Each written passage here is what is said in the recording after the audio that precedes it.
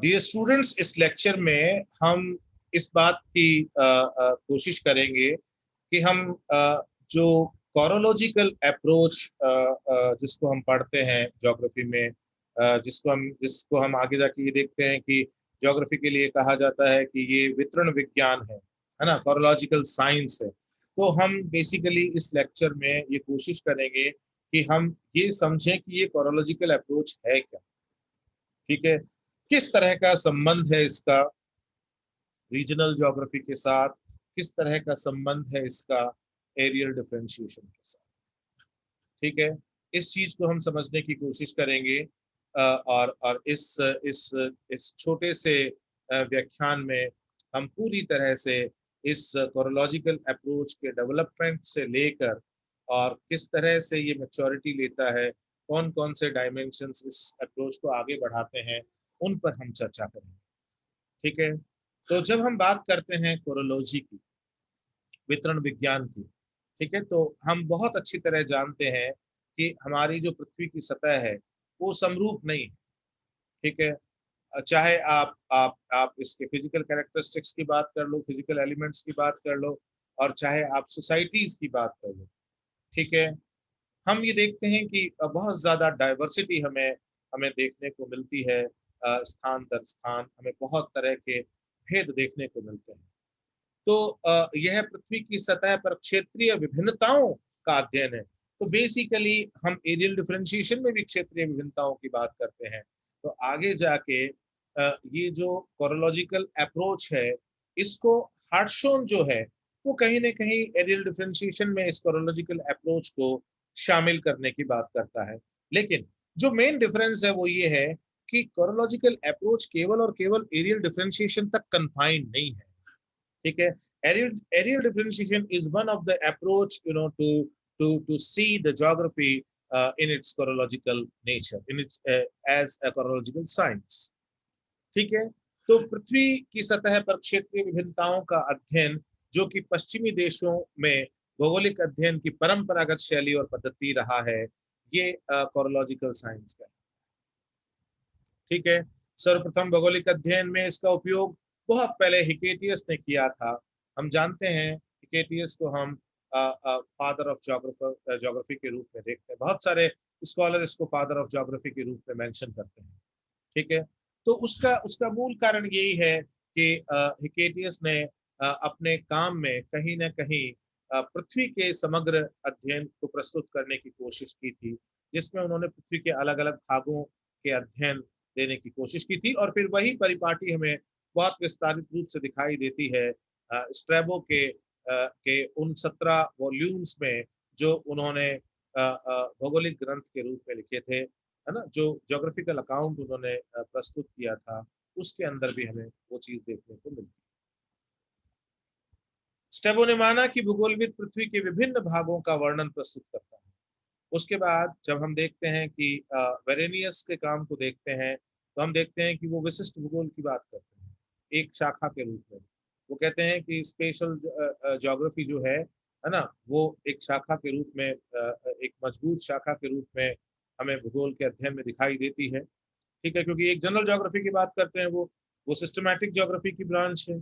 जो दूसरी शाखा की बात करते हैं, वो करते हैं विशिष्ट भूगोल या स्पेशल ज्योग्राफी।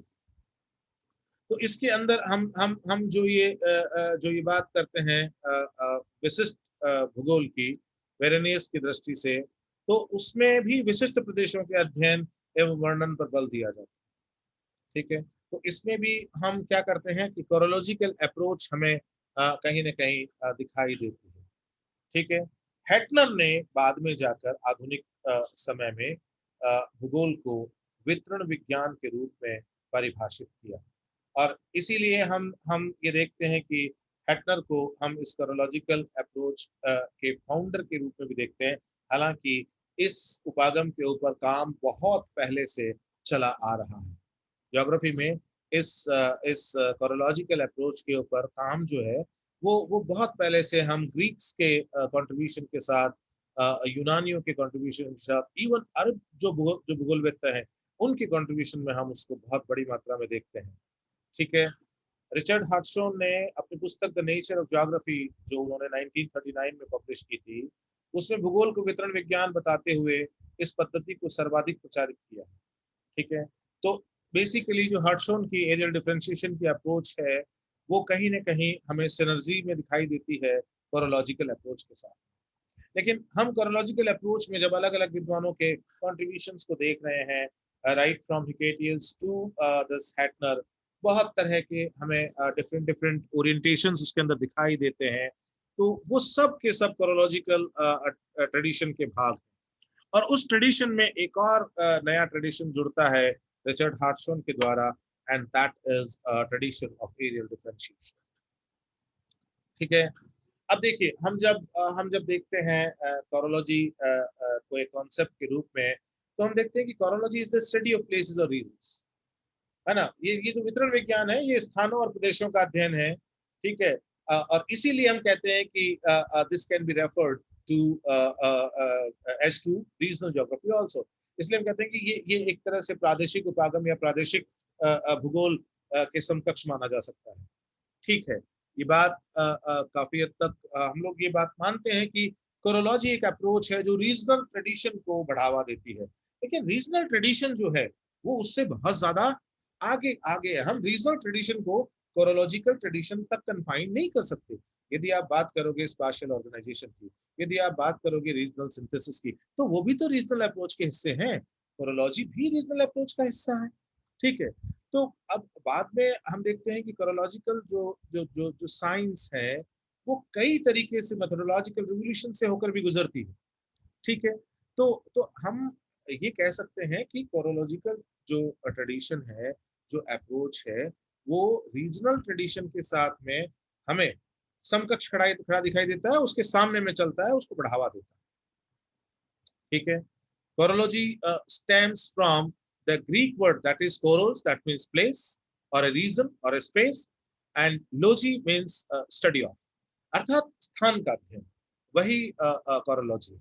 ठीक है, ये शब्द जहां से आता है वहां इसका जो मूल है शब्द का, जो जो जो इसका इसका हम लोग इसका यदि लिटरल मीनिंग निकालें तो दैट इज स्थान का अध्ययन। ठीक है, that is study of a region, वो कोरोलॉजिकल अप्रोच है ना। अब जब हम chorology looks at casual relationship between the geographical phenomena occurring within the particular region and the study of the spatial distribution of organisms। ठीक है, तो कोरोलॉजिकल जो अप्रोच है उसके अंदर हम उस कॉजल रिलेशनशिप को भी देखते हैं, उस कार्य कारण संबंध का भी अध्ययन करते हैं जो हमें भौगोलिक परिघटनाओं के अंदर दिखाई देता है किसी विशिष्ट प्रदेश में, और उसके साथ साथ में वहां पर जो जीवों का वितरण है, ठीक है, उसके अध्ययन से संबंधित है। तो chorology looks at casual relationship, ये कार्य कारण संबंधों की तरफ देखती है between the geographical phenomena occurring within a particular region and the study of spatial distribution of organism.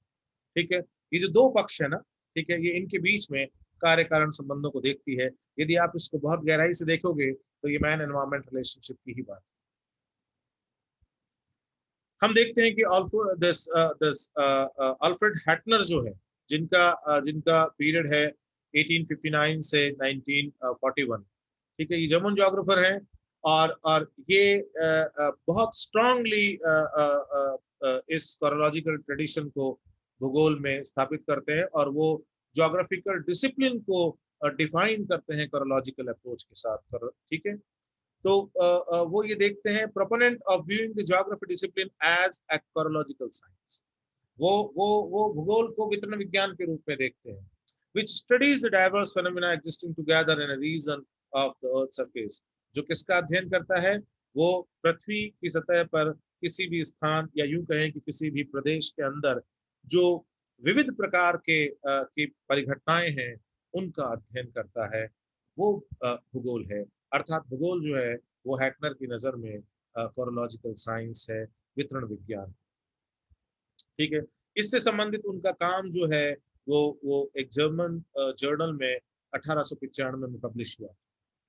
ठीक है, फिर बाद में हम देखते हैं कि आगे जाके हार्टशॉन अपनी किताब जो नेचर ऑफ ज्योग्राफी है उसमें 1939 में हैटनर की बात को कोट करते हैं, और वो ये कहते हैं that the goal of chorological point of view is to know the character of regions।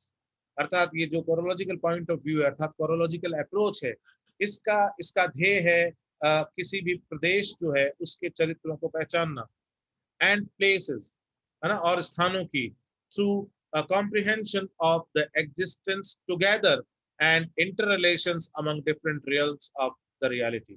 अर्थात बहुत सारी वास्तविकताएं जो वहां पाई जाती है, उनके अध्ययन और उनके आपसी जो पारस्परिकता है, जो परस्पर उनका रिलेशनशिप है, उसके अध्ययन से संबंधित है, एंड देयर वेरिड मैनिफेस्टेशन, और वो अलग अलग रूप में किस तरह से प्रकट होती हैं, उनका अध्ययन है, and to comprehend the earth's surface as a whole in its actual arrangement of continents, larger and smaller regions and places। और ये बात करता है कहीं न कहीं एक एक भूमि के किसी भाग को, वो बड़ा भी हो सकता है और वो छोटा भी हो सकता है, उसकी संपूर्णता में उसके अध्ययन करने की। ठीक है, तो ये जो अप्रोच है हैटनर की, ये कोरोलॉजिकल अप्रोच है, इनको इसको हार्टशॉन अपनी पुस्तक जो है नेचर ऑफ ज्योग्राफी, उसके अंदर आगे जाके इसको कोट करते हैं। The earliest known reference to the study of geography from a regional perspective can be found by Strabo's work। हमने देखा, हम स्ट्रैबो के काम में उसको देखते हैं, और स्ट्रैबो's geography, where he wrote the geographer is the person who attempts to describe the parts of the earth। कि भूगोलविद वो है जो पृथ्वी के विभिन्न स्थान जो हैं, ठीक है, उनको वर्णित करे, उनका वर्णन प्रस्तुत करे, ठीक है, उनका उनका प्रादेशिक जो वर्णन प्रस्तुत करे। कोरोलॉजी को जब हम एक साइंस के रूप में देखते हैं, तो एक और बात आती है कि chorology in very simple words means the areal distribution of geographical phenomena over a particular reason.